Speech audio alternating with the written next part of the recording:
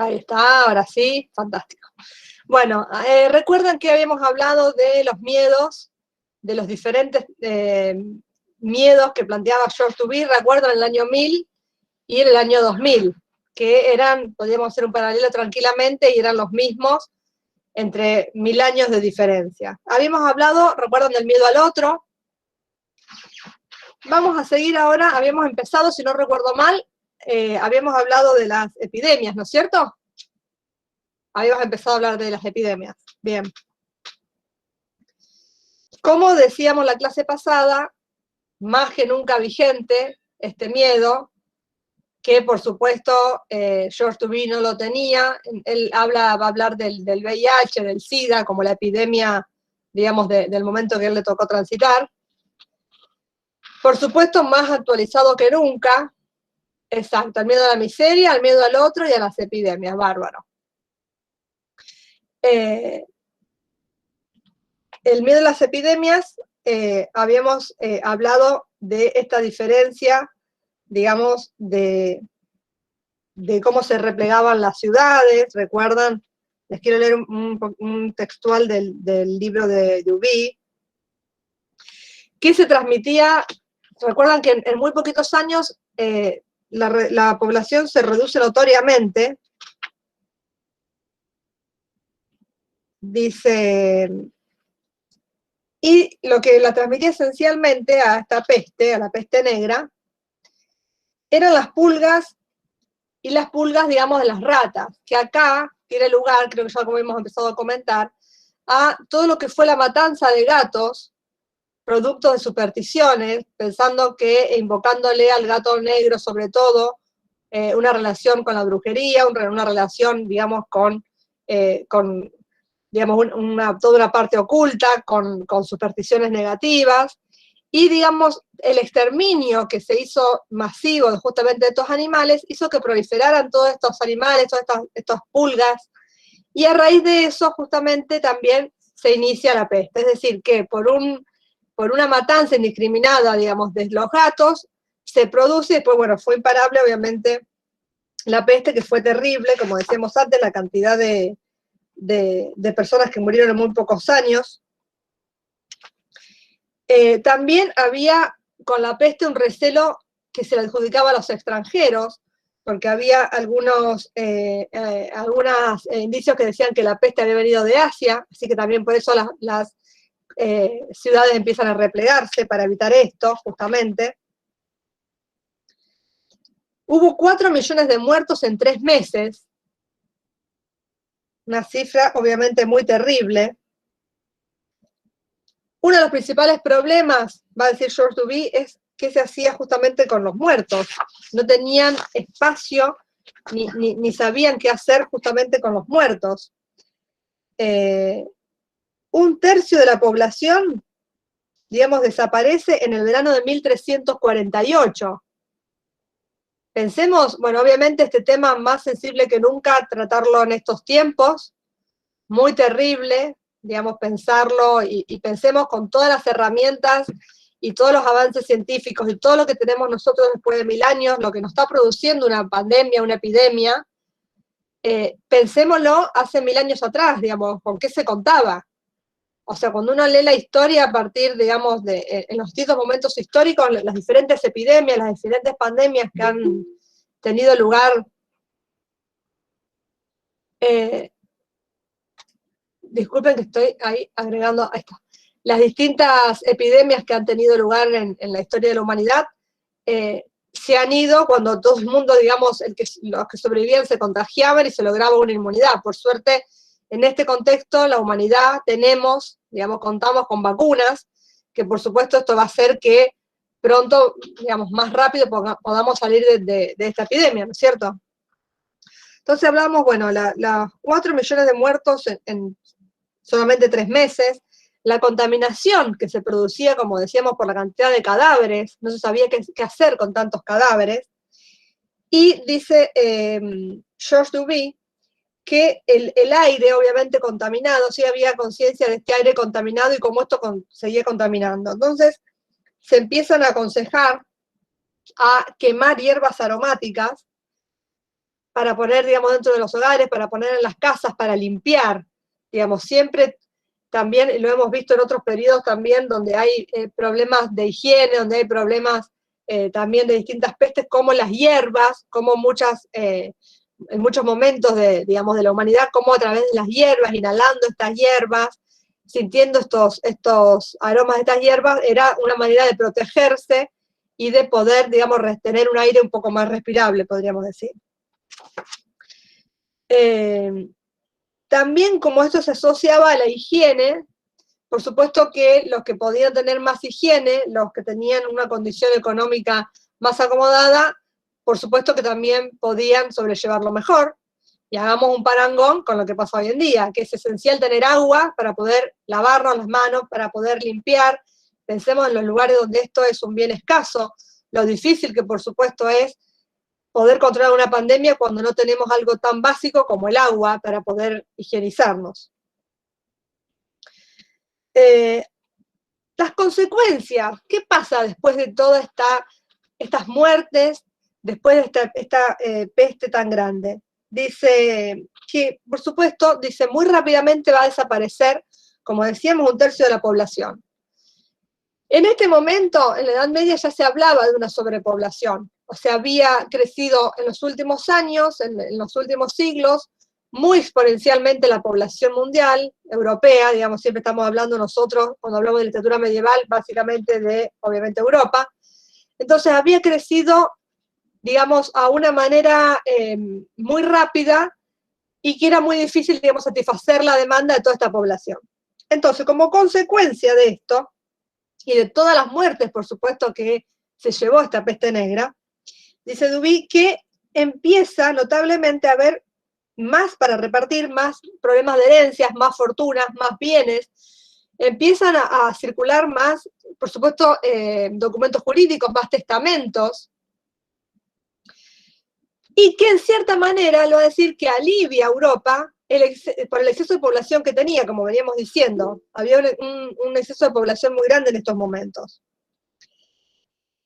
Que después justamente de pasar esto, ya las personas que habían quedado habían logrado, digamos, tener los anticuerpos para sobrevivir, habían desarrollado los anticuerpos que le permitía, obviamente, resistir, y que ni bien va retrocediendo esta pandemia, también empiezan a ganar terreno los matrimonios y empieza a ganar terreno también los nacimientos. Y que esto, acá hago un paréntesis, lo habrán leído, digamos, también está pasando en estos días con nuestra pandemia contemporánea. Como en muchos lugares, como en Brasil, están, digamos, la tasa de, digamos, los muertos, el número de muertos es mayor al número de nacimientos. Es muy terrible, que esto no pasaba de no sé cuántos años. Y también está pasando, leía, digamos, por continente y por país, estaba esta descripción, no me acuerdo exactamente las cifras, pero en todos los países, cómo fue retrocediendo la cifra de nacimientos.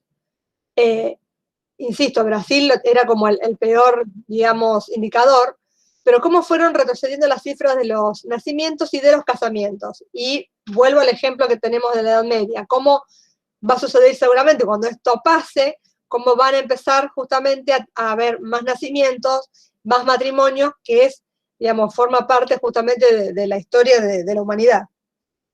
Entonces decíamos que si bien retrocedía la enfermedad, avanzaban las actas de matrimonio, avanzaban los testamentos, y también todo esto, por supuesto, que estaba instalado en el arte. Vamos a tener en el arte, vamos a tener en la literatura, motivos relacionados con la muerte, vamos a tener una instalación de lo que se denomina lo macabro, por supuesto porque hay todo un ambiente, todo un momento histórico donde la muerte rondaba, digamos, y acechaba, y entonces era, digamos, el lugar común y el miedo, digamos, del momento. Por otro lado, va a hablar, como decíamos, él lo va a comparar con el SIDA, la pandemia que hace la comparación George Duby con nuestra época es con el SIDA. Y también lo relaciona, que esto, digamos, que también ahí vamos a encontrar un parangón con nosotros en este momento, que se avanzó muy rápido porque la gente se movía mucho. En este momento la gente viajaba mucho, no solamente por cuestiones comerciales, sino también por cuestiones religiosas. Las peregrinaciones eran muy comunes. Entonces, como sabemos, más que nunca hoy en día, el deambular de la gente, el transitar de la gente hace que el virus se propague. Entonces, más la gente se moviliza por los territorios, más rápido se va a propagar el virus.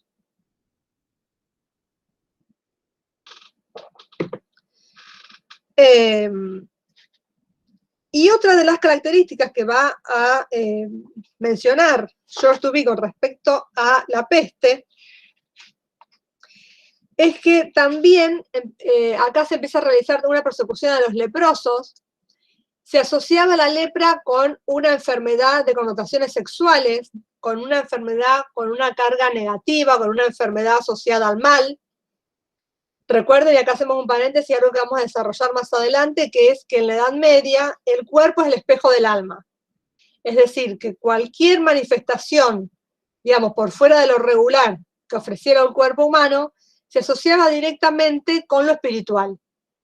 Entonces, cualquier enfermedad, y obviamente la lepra, con sus representaciones, digamos, y sus lastimaduras, sus úlceras en la piel, directamente se asociaba, digamos, con el mal, con el pecado. Exactamente, acá alguien lo dijo rápidamente, no leí quién era, pero exactamente. Y ahí va a haber un quiebre con San Francisco de Asís, cuando él, digamos, empieza a tener otra lógica y otra manera de relacionarse con los leprosos, y empieza a cuidar a los leprosos, digamos, y a plantear que no había que segregarlos, no había que apartarlos como se planteaba hasta este momento. Él también, cuando plantea esto de la lepra, también lo asocia otra vez con el HIV, con el SIDA. Recuerden, cuando esta enfermedad surge, los planteos pseudocientíficos, digamos, que se decían y que se dijeron, y barbaridades, digamos, para justificar quién tenía esta enfermedad o quién no la tenía. Por supuesto, eso luego, digamos, se radicó también, y también tenemos un montón de barbaridades que escuchamos con respecto a nuestra pandemia, digamos, la pandemia que estamos viviendo hoy en día, como también circulan relatos, historias pseudocientíficas, y que por supuesto nada tienen que ver con la realidad. Bien, entonces decíamos... Discúlpame, sí. Discúlpame, ¿podés acomodar tu pantalla? Porque te vemos hasta los labios, no te vemos casi los labios. Ay, a ver, ahí, pruebo. Un poquito más abajo. Más. Ahí. Más. Un poquito más si podés. Ahí está perfecto. Ahí está. Bien. Gracias. Gracias, Griselda. Hoy fue todos problemas técnicos antes de arrancar. Pavadas. Bien. Bueno, entonces, vamos a ir repasando. Hicimos el miedo a la miseria la clase pasada, el miedo al otro, el miedo a las epidemias, y ahora tenemos el miedo a la violencia. Pensemos rápidamente, y es muy fácil hacer una comparación con también qué sucede hoy en día, qué nos sucede con el miedo a la violencia. Discúlpame, sí. Antes de que pases a ese tema, yo había hecho una pregunta sobre qué cantidad de habitantes tenía Europa antes de la peste. Ay, no recuerdo ahora exactamente el número. Ahora, a ver si lo tengo acá a mano, me fijo, y si no te lo debo para el que viene. El señor Google contesta todo. A ver si lo tengo por acá. Lo tenía acá anotadito en un...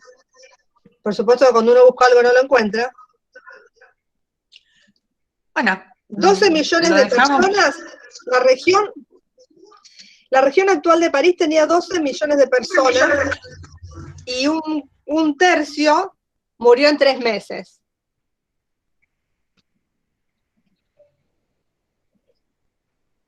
Y no encuentro el dato del total. Bueno, te lo debo para la próxima clase, Silvana. Dale, no hay problema. Sí, no hay problema, dale. Bien, vamos al miedo a la violencia. decíamos, también fácilmente, digamos, pensarlo en estos tiempos. Acá también entran a jugar con la violencia otros miedos, porque la violencia también se relaciona con el miedo al otro, cómo se van relacionando los distintos miedos. Pensemos que el miedo al otro por excelencia, recuerden que lo hablábamos, más allá de las distintas religiones, era el no cristiano. El otro, digamos, por antonomasia, el otro con mayúscula en la Edad Media, va a ser el no cristiano. Y no importa si era judío, musulmán, si era pagano, era quien no era cristiano, quien no se arrodillaba ante la cruz, recuerdan que nos hablamos, que era fácilmente identificable porque justamente ante la cruz no se arrodillaba, entonces claramente y en un simple gesto se podía identificar quién era ese otro. ¿Qué dice George Duby respecto a la violencia? Dice, la sociedad medieval vive, muere y se divierte con gran brutalidad.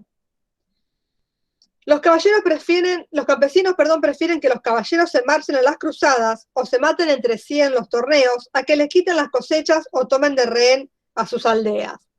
Piensen también toda esta relación que había hacia los campesinos, hacia los villanos,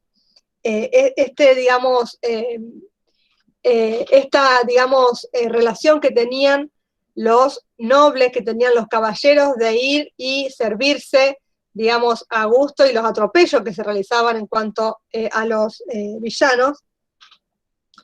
Ahí puso alguien los números, que se me fue del chat, pero puso alguien los números de la población. Gracias. También había, digamos, bandas, dice George Duby, de jóvenes que pululaban por los diferentes lugares buscando saquear. Generalmente eran bandas de jóvenes que por ciertas cuestiones, digamos, habían quedado desheredados, podríamos decir, de la estructura familiar, y que tenían que, dice, obligados a buscar aventuras, estos caballeros que andaban, digamos, y por supuesto que aprovechaban, digamos, y saqueaban en los pueblos donde iban pasando. Los campos, los villanos, los trabajadores, por supuesto que eran los que soportaban el mayor peso de estas características, ¿no es cierto? Y ahí va a jugar, ahí y siempre, pero un rol muy importante en la iglesia, donde dice, va a intentar de hacer este mundo un poco menos salvaje. Ahí, digamos, algo habíamos hablado en las clases pasadas, recuerdan que había muchas peleas entre vecinos, decíamos, entre distintos lugares cercanos, y la iglesia impone esto de irse a Tierra Santa con la excusa de liberar el Santo Sepulcro, digamos, empieza a que estos caballeros se vayan. Entonces, erradican, en cierto modo, estas peleas, estas luchas intestinas que vivía Europa continuamente, donde en muchos periodos eran más los periodos que vivían guerreando que los periodos de paz. Entonces, digamos, la violencia, digamos, era algo muy común. Lo va a plantear, como decíamos, a ver, esperen que acá perdón, se me mezclaron los papeles. Bueno, hoy está un tanto, la clase un tanto problemática. Ahí está. Decíamos, este miedo a la violencia que también se relaciona con este miedo al otro, que también se relaciona con que es el otro el que me va a venir a saquear, se relaciona con que es el otro el que me va a venir a enfermar, y pensemos y hagamos el parangón con nosotros en nuestro momento histórico, ¿no? Que también es esto, ¿no? Cómo las ciudades se van a replegar con las epidemias, cómo nos vamos a encerrar como un modo de cuidarnos de que otra persona, digamos, no contagie. Sigue después el miedo al más allá. Antes de ir al miedo más allá, otra de las características que van a plantear George Duby y otros autores cuando hablan justamente de estas ciertos conjuntos de características que por qué ellos van a hablar de que estamos en una nueva Edad Media, también tiene relación directa con esto que estamos hablando ahora de la violencia. Ellos van a hablar, por ejemplo, de que en la Edad Media el saber iba a estar ligado y asociado directamente a los monasterios. El saber salía de las abadías, era producido en las abadías, era producido en las universidades y de ahí, digamos, se propagaba al resto. ¿Qué pasa en la actualidad? También el saber sale de las universidades. Él en realidad va a hacer una comparación más que de las universidades, de los monasterios y las abadías, y en la contemporaneidad va a hablar de las universidades, como estos centros, digamos, elitistas, porque a pesar de un montón de características que podamos tener en la educación universitaria en Argentina, digamos, ¿cuánta es la cifra de las personas que pueden acceder a la universidad? Pensemos en otros lugares, por supuesto que son muchos más, unas cifras mucho más desiguales en otras partes del mundo, cómo estos lugares producen conocimiento y cómo, digamos, a partir de ahí se replica, ¿no? Comparando con lo que pasaba con los monasterios en la Edad Media. En relación a esto, a esta característica de la Edad Media y la nueva Edad Media, también van a decir la construcción, y justamente por el miedo a la violencia, del otro, y cómo se replegaban estas ciudades y cómo estaban cerradas con muros. Tenemos el castillo y todos los muros que estaban alrededor de las ciudades y cómo la gente estaba ahí, digamos, justamente con los muros protegida. Van a hacer una comparación directa estos autores con los barrios cerrados, cómo hay personas que sienten que justamente los otros son, digamos, una amenaza y se encierran en esos lugares, en los barrios cerrados, donde hay muros, y lo compara con estos muros de las ciudades fortificadas en la Edad Media, donde también va a ser a través de un muro, va a ser a través de una pared, que va a haber una división entre, digamos, el miedo, entre el que va a agredir, entre el agresor, entre aquello que quiero evitar, etc. Entonces, fíjense cómo hay un montón de características, que es lo que venimos hablando en las diferentes clases también con Daniel, que a pesar de que pasaron tanto tiempo, que pasó tanto tiempo, como cuando uno empieza a estudiar, empieza a leer, empieza a conocer, realmente vemos que no somos tan distintos a 1000 años atrás, ¿no? E insisto, más que nunca este texto hoy actualizado con la pandemia que estamos viviendo. Que por supuesto que ninguno de nosotros que hubiese querido estar pasando justamente por este momento histórico, que después hablarán los libros y dirán cuánto duró esta pandemia, qué pasó, qué hicimos, qué no hicimos, etc. Vamos entonces al último miedo que plantea George Duby, que es el miedo al más allá. Y acá sí vamos a encontrar más diferencias, porque acá justamente vamos a notar la diferencia fundamental, que en la Edad Media la religión católica era, por supuesto, el eje, y hoy, en la contemporaneidad, si bien es una institución muy importante y son millones de personas las que son, digamos, adeptas a esta fe, no es todo, digamos, la población. Pensemos en el miedo al más allá. ¿Qué va a decir George Duby al respecto? Les voy a leer el comienzo cuando él lo plantea, que es muy interesante. Dice, cuando se habla del más allá, dice, nadie duda la existencia del más allá en la Edad Media. La muerte es un paso que se celebra ceremonialmente entre parientes y vecinos. Y ahí empecemos a pensar las diferencias que tenemos como sociedad en cuanto a los ritos relacionados a la muerte antes, que en realidad nosotros mismos, en pocos años hemos visto cómo estos ritos han cambiado y cómo las costumbres de nosotros mismos como sociedad han cambiado en relación a la muerte. El hombre medieval posee la certeza de que no desaparecerá por entero mientras espera la resurrección, pues nada se detiene y todo prosigue en la eternidad. Entonces esto por supuesto que es una diferencia fundamental, porque quien no cree hoy en día en alguna religión, en alguien que plantea esto, piensa que, bueno, que no hay nada y que es finito. La pérdida actual, dice George Duby, del sentimiento religioso ha convertido a la muerte en una prueba terrible, porque es la muerte y no hay nada más, más allá. Ha convertido a la muerte, dice, en una caída en las tinieblas y en una caída en lo desconocido.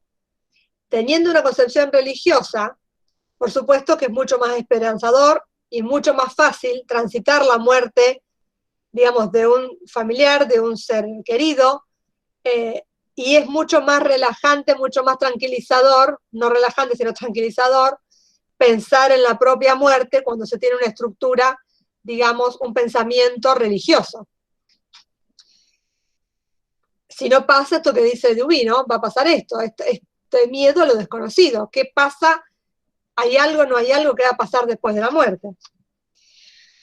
Y también una de las diferencias grandes que él marca, que esto es muy interesante, dice que ha desaparecido la solidaridad en torno al paso a mejor vida. Y hoy todos se dan prisa por liberarse del cadáver. Pensemos nada más rápidamente en nuestras propias costumbres, como hace unos años la importancia del velorio, la importancia que se le daba a ese rito, las horas que se velaba un cuerpo, y cómo cada vez más esto está desapareciendo, cómo cada vez más las personas prefieren no pasar por este rito o pasarlo menos horas, digamos, no se le está concediendo a este ritual el peso que tenía hace unos años. No digo hace 1000, digo hace unos pocos, digamos, en nuestra sociedad. Más que la muerte, nuestros antepasados, dice George Duby, temían el juicio, el castigo del más allá y los tormentos del infierno. O sea, ¿qué será el miedo concreto en relación al más allá? El infierno, los tormentos, el castigo, no la muerte en sí misma, como puede ser el miedo en la contemporaneidad.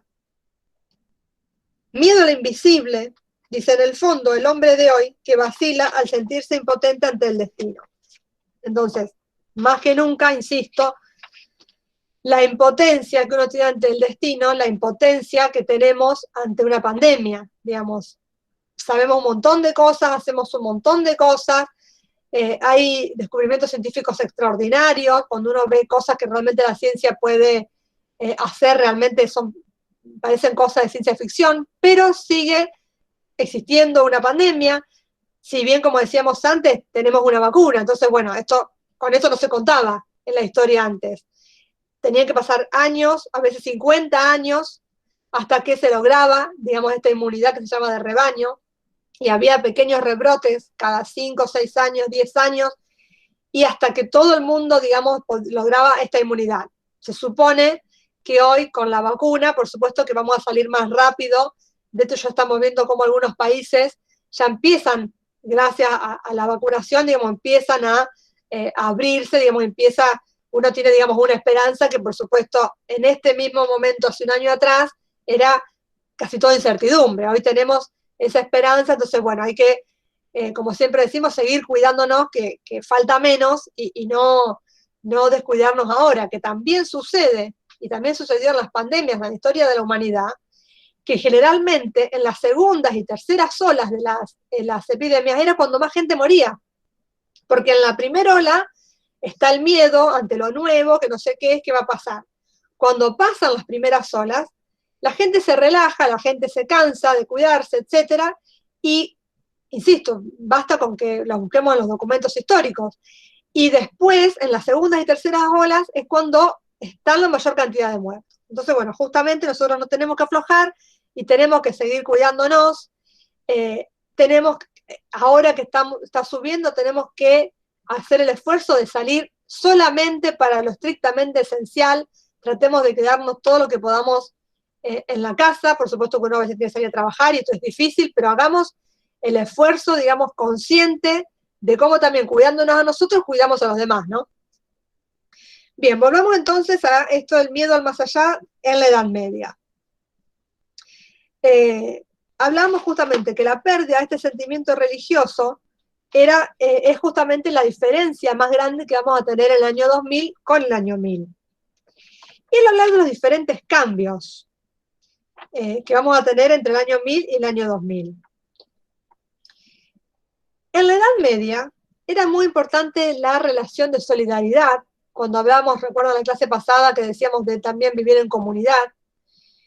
Y esta solidaridad se veía hasta en los rituales justamente relacionados con la muerte. ¿Qué pasaba? Todo el mundo se reunía alrededor de la persona que estaba moribunda. Los familiares, la gente más querida. Esto, insisto, hasta hace no tanto también sucedía. Se reúne hay una relación totalmente distinta qué pasaba con el cuerpo de la persona, qué pasaba después con el cadáver, y totalmente distinta a lo que pasa hoy. Y la persona que, digamos, está agonizando va a realizar ciertos gestos, va a realizar, digamos, determinados gestos, va a decir Duby, para despojarse de sus cosas, para distribuir sus cosas entre las personas que quiere, para darle, digamos, la pertenencia a los objetos, y es muy importante que aclare su última voluntad. Hay una proliferación muy importante en este momento histórico de testamentos, de documentos, digamos, históricos, donde era realmente un lugar esencial declarar la última voluntad. Y después se cuidaba el cuerpo de este difunto, que hablamos por eso de la diferencia que dice George Duby, que ahora hay que despojarse del cuerpo rápidamente.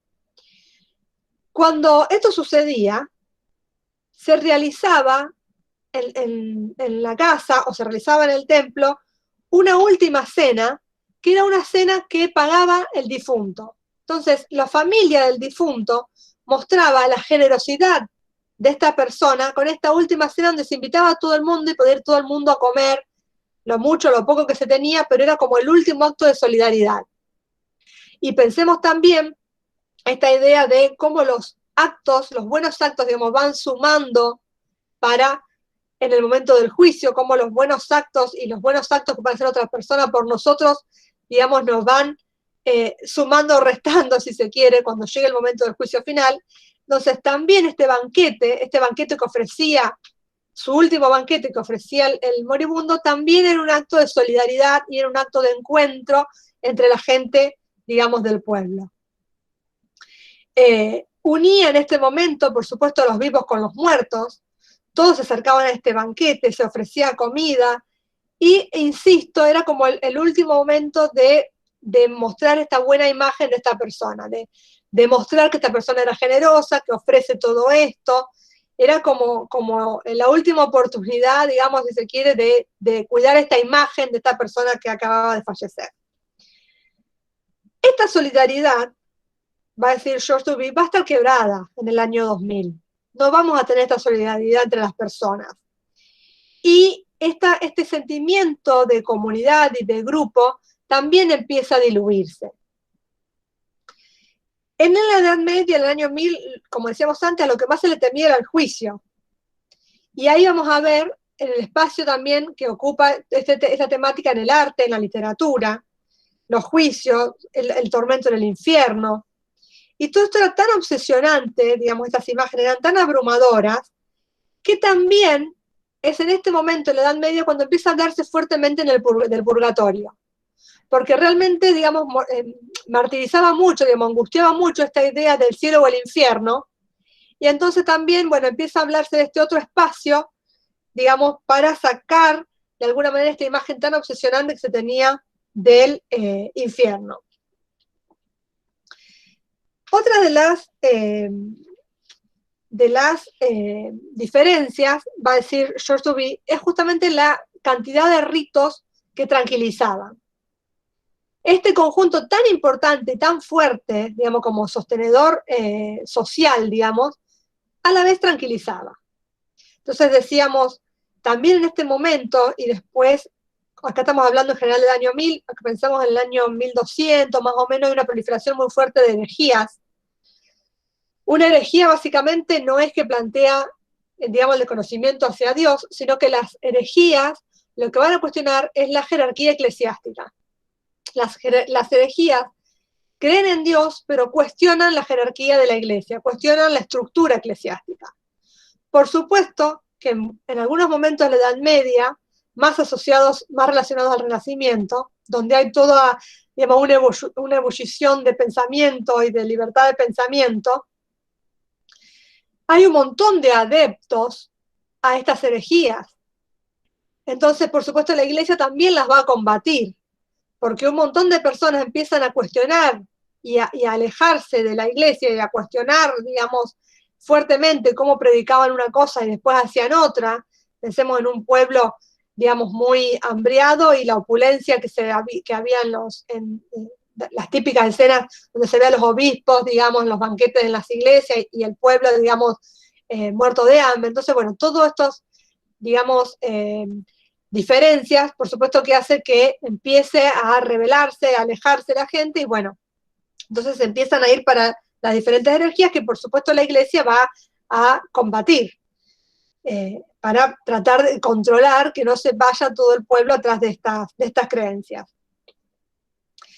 También había una idea muy fuerte en este momento de que había una que probablemente podía haber una desaparición como especie humana, digamos. Había un fuerte planteo de que alguna vez se va a extinguir la raza humana, por supuesto no planteaban ninguna fecha, pero había una idea de que esto no iba a ser para siempre. Otras diferencias que vamos a tener acá en relación al más allá, pensemos también que es que la Tierra acá en este momento era el centro del universo. Que la Tierra y que Dios había creado al hombre y a la mujer, digamos, estas cuestiones que todavía tan fuertemente dominaban la vida en la Edad Media, por supuesto que ya en el 2000 vamos a tener un planteo totalmente, digamos, diferente y va a correr este eje, digamos, teocéntrico del pensamiento, digamos, de la humanidad. Y también, sí, cuando hablamos del más allá, es muy importante que hay un miedo muy grande en el año 1000, y que también lo vemos ahora, aunque a veces como humanidad pecamos de soberbia, ante los fenómenos naturales. Había, digamos, una idea de justamente que no se puede en contra de todos los fenómenos naturales, lo peligroso que son estos fenómenos y el peligro que puede, por supuesto, representar para el ser humano. Hoy en día lo vemos inundaciones, vemos catástrofes, vemos sequías, pero parece que muchos humanos, digamos, no es tan fuerte como para que haga, digamos, que haga mella, que realmente haga reaccionar en cuanto a un montón de prácticas que tenemos como humanidad y que sabemos que están deteriorando, por supuesto, al planeta. Por otro lado, también había, junto con la idea de esta desaparición, digamos, de la humanidad, esta idea también del fin del mundo. Entonces, esta idea del fin del mundo también se asociaba justamente a esta idea del más allá. Y acá también, si bien en estos momentos, hubo momentos en la Edad Media donde, como decíamos antes, hubo mucha población, donde había en pocos años cómo habían mejorado las condiciones materiales de la humanidad, como también se ve a lo largo de la historia de la humanidad, no es solo el materialismo, no es solamente las condiciones, digamos, materiales o físicas de satisfacción de las necesidades básicas las que necesitamos, sino que necesitamos mucho más. Necesitamos, y por eso, digamos, está el arte, y por eso también están estas diferentes concepciones religiosas que daban una contención en otro sentido. Entonces, eso también Choudhury lo sigue comparando, dice, más allá de digamos, todo lo que tenemos en cuanto a condiciones, digamos, dignas de vida, condiciones materiales de vida como humanidad, dice, sigue, por supuesto, habiendo una necesidad, dice el ser humano, de satisfacer otras necesidades, satisfacer necesidades espirituales, de satisfacer necesidades que tienen que ver con el arte. Y volvamos a la comparación que tenemos todo fresquita, digamos, de lo que estamos atravesando en la pandemia. Podemos sacar un montón de cosas, pero necesitamos la música, necesitamos los libros, necesitamos, digamos, el arte, necesitamos, digamos, todas estas cuestiones que nos hagan, digamos, más soportable la vida, que nos hagan más soportable ciertas situaciones dramáticas como la que estamos atravesando como humanidad, que estamos atravesando como el planeta, porque no somos Rosario, no es Argentina, es el planeta entero que estamos atravesando.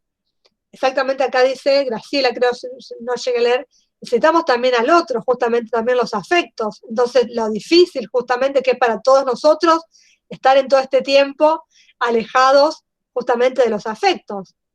Entonces, a pesar de todo, como dice Choudhury, lo material, por supuesto que también hay otro montón de necesidades que tenemos y que tuvieron y que suponemos que van a seguir teniendo, digamos, si no nos extinguimos en breve, como humanidad, van a seguir teniendo los que sigan después de nosotros.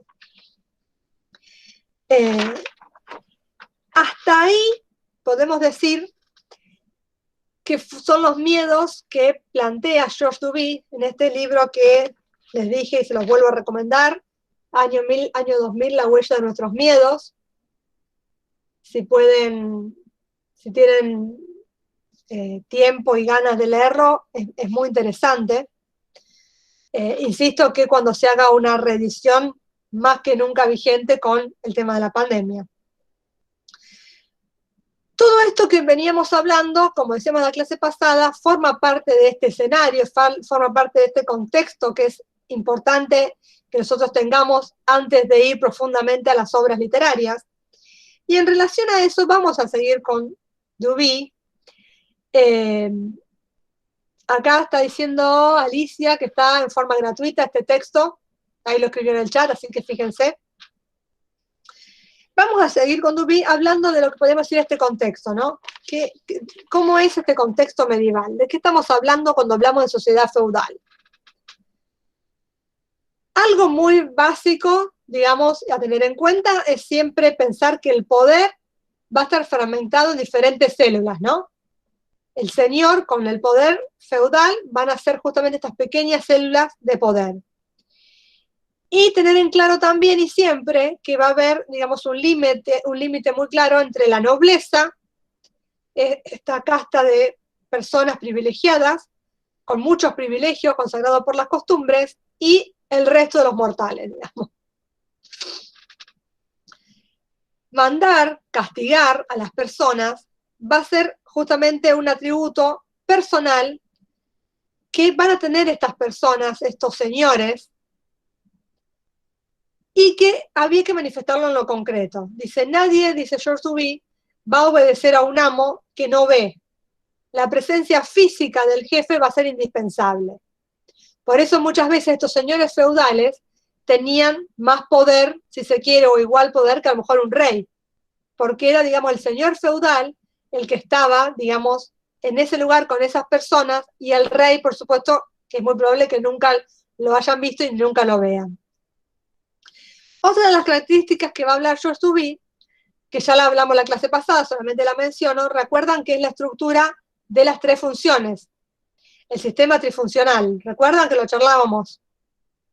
Este sistema, este triángulo, donde están las tres categorías, lo hablamos, ¿no es cierto? Sí. ¿Lo habíamos mencionado? Sí. Bien. Este triángulo, gracias, donde estaban las tres categorías, donde los trabajadores estaban en la base de la pirámide, después estaban los guerreros, los soldados, y arriba los que oraban, los clérigos. Entonces, esta idea estaba a partir del siglo XI muy difundida, esta idea de órdenes. Recuerdan que planteaba que Dios le había dado a cada uno de estos grupos, a cada uno de estos órdenes, estas características, este trabajo. Entonces por eso era tan importante, decían estos obispos, respetarlo, porque era algo directamente venido de Dios. Vamos a hablar ahora un poco de los castillos, y vamos a hablar un poco de los castillos en relación con el poder. Pensemos, acá estamos en el año 11, en el año 10, en el siglo XI, en el año 1000, como estábamos recién con el otro texto de Duby. Dice, el castillo tenía, dice George Duby, una función fundamentalmente militar. Y en función del castillo, como estábamos diciendo antes, se organizaba, se estructuraba esta sociedad. Pero lo que hay que acá derribar algunos mitos, cuando yo les digo a ustedes castillos, estoy segura que la mayoría de ustedes me va o está pensando en una estructura de piedra con puente levadizo o algo parecido, ¿no? Bueno, vamos a sacar ese mito, porque en este momento y en la mayor parte de la Edad Media los castillos eran construcciones de madera. Después empiezan a construirse los castillos de piedra. Estamos ahora en el siglo XI. Los castillos son fundamentalmente construcciones de madera, porque la construcción en piedra era muy costosa. Entonces después con el mejoramiento material, a partir de este momento se van a hacer, pero hasta el siglo XI van a ser construcciones de madera. Y que en realidad la protección y la fortaleza, por supuesto, no era de su construcción, porque era de madera, como estamos diciendo, o sea, su importancia y su fortaleza radicaba en el lugar donde estaban emplazados, que siempre era el lugar más alto, en el terreno, en la colina, en el lugar más elevado. Entonces, ese posicionamiento, digamos, físico del castillo, era justamente lo que le otorgaba la seguridad, el poder y, digamos, el cuidado, podríamos decir, y la fortaleza, que no la poseía, como decíamos, por la construcción, por los materiales de su construcción. Esta construcción de madera, por supuesto que era de la persona más rica, el dueño de la mayoría de los grandes bosques circundantes, de las tierras desmontadas a su alrededor. Este castellano era el amo, digamos, por excelencia, y que tenía en las actas oficiales tratamiento de señor. Como decíamos antes, poseían estos señores feudales a veces un poder muy similar al del rey. Ellos pacificaban, digamos, administraban justicia, tenían que dirimir en cuestiones comerciales, en cuestiones jurídicas. Eran realmente la persona, digamos, que organizaba todo ese territorio. Que pacificaba también ese territorio, digamos, y donde se impartían, digamos, y se debían cumplir las órdenes que, por supuesto, daba este señor feudal. Otra de las características a tener en cuenta es que acá en el año 1000 ya vamos a empezar a tener y a hablar de hombre de alguien, es decir, de lo que va a ser el vasallo, que lo que va a ser el sistema de vasallaje, que ahora lo vamos a hablar concretamente. ¿Qué era ser un vasallo? ¿En qué consistía ser un vasallo?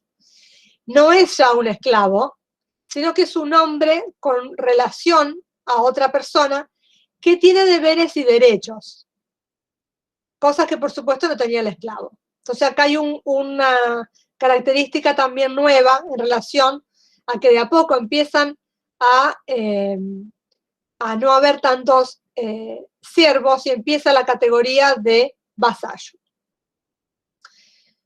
Como decíamos, tenemos el castillo, teníamos, por supuesto, y pensamos que lo más importante de este señor feudal era la actividad guerrera, la actividad militar. Y entonces vamos a hablar ahora de los caballeros un poco. ¿Quiénes eran los caballeros? Los caballeros, en realidad, seguimos en el siglo XI, tenían todo el prestigio de lo que se relaciona con el combate. En realidad, solo a ellos se los consideraba verdaderos soldados, a los caballeros. Y vamos a ver por qué. O sea, no era cualquiera que podía luchar en la batalla, sino los caballeros.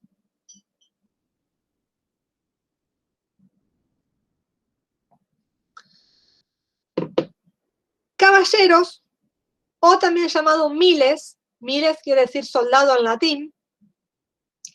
En muchos textos, también en español, pueden encontrar esta palabra como sinónimo de caballero. Y la idea, también asociada, y por eso era tan importante este grupo social, que para ser caballero había que ser un hombre libre. Era la actividad específica, el combate era la actividad específica del hombre libre, y la libertad completa la tenía justamente esta élite militar. Y que también era una élite de riqueza. ¿Por qué? Porque los propios combatientes, los propios, digamos, soldados, estaban obligados a armarse, a equiparse a sí mismos, sin ninguna ayuda de nadie.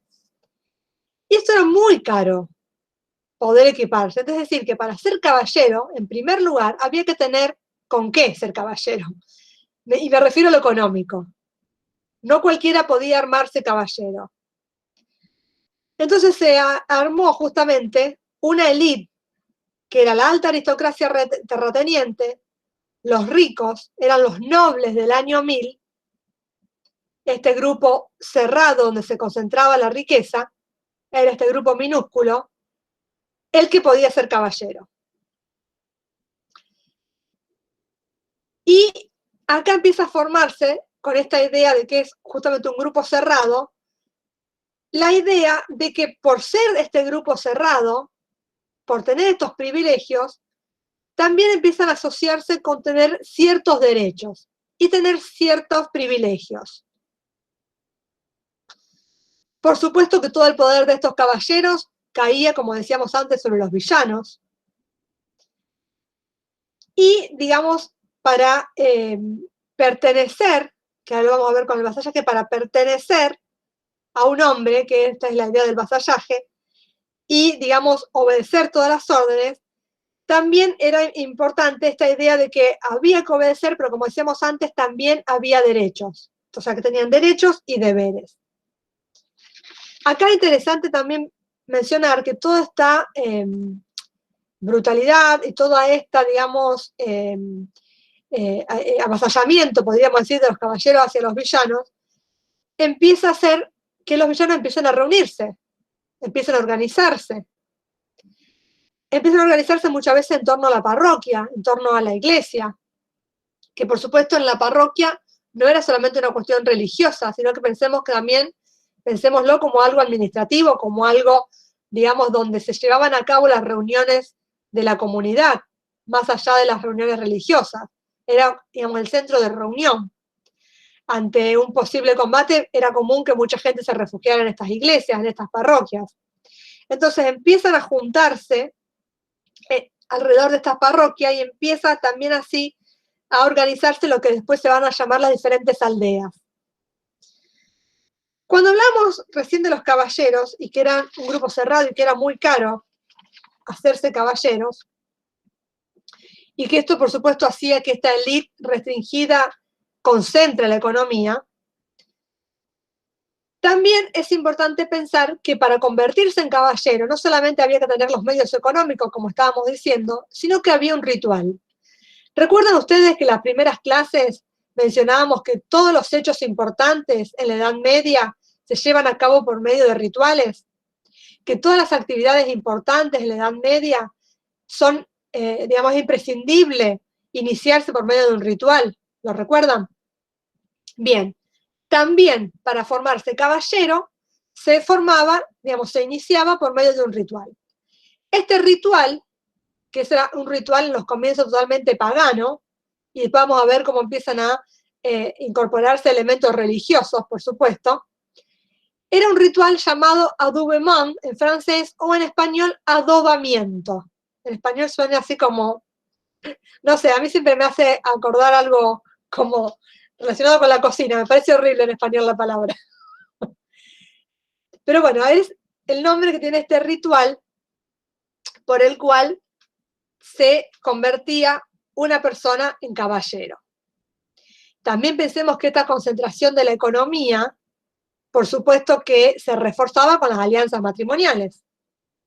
Como a través de los acuerdos matrimoniales, las diferentes alianzas, los diferentes señoríos, los diferentes señores feudales, se unían y, digamos, se relacionaban entre sí para justamente concentrar esa economía y que esto no se diluya, podríamos decir, no se vaya y justamente no se pierdan privilegios. Como siempre, a lo largo de toda la humanidad, los grupos que tienen privilegios nunca quieren dejar de tener los privilegios. Eso es así desde que existimos como especie, digamos, nadie quiere perder privilegios. Entonces, en la Edad Media tampoco. Y existían estas alianzas justamente matrimoniales para seguir formando esta élite, seguir, digamos, concentrando esta economía. Decíamos este ritual, estos ritos para convertirse en caballero. ¿En qué consistían? Estos ritos, que en principio decíamos que eran totalmente paganos, consistían en una serie de gestos aplicados y que justamente todos estos gestos, esta sucesión de gestos, va a ser lo que justamente va a convertir a un hombre en caballero. Otra de las características muy importantes, como característica del caballero, es que el caballero no trabaja. Y es muy importante porque para el caballero el trabajo manual está mal visto. El trabajo manual es para la servidumbre, es para los villanos, y se considera que es una tarea indigna. Entonces el caballero no trabaja. Esto es algo que tienen que tener siempre en claro. Y, insisto, está mal visto el trabajo. Va a decir George Duby que un hombre bien nacido va a considerar indigna todo lo que sea el trabajo manual. Y solamente se considera alguien verdaderamente noble el que es sustentado por la fatiga de los otros, es decir, el que es sustentado por el trabajo ajeno. Recuerden la pirámide que justamente hablábamos la clase pasada, de cómo el pueblo de abajo, los trabajadores, son los que mantienen económicamente a los guerreros y mantienen a los que oran, a los oradores, a los oradores. Y que si bien había un desprecio a ese trabajo manual en relación a los caballeros, y que, como decíamos recién, tenían que, para ser nobles, estar sustentados por las fatigas ajenas, como dice George Duby, tampoco había que demostrar apego a la riqueza. Es decir, se tenía la riqueza, pero no había que demostrar apego y no había que demostrar despilfarro. Que esto después va a cambiar. Más tarde, una manera también de demostrar el poder va a ser despilfarrando y va a ser ostentando. Todavía no. Todavía es, digamos, una característica negativa el despilfarro, y es una característica negativa mostrar apego a las riquezas. ¿Cómo era esta, de qué constaba, digamos, este instrumento, esta armadura y las armas que contaba el caballero? Como decíamos, el caballero está su existencia orientada hacia la lucha.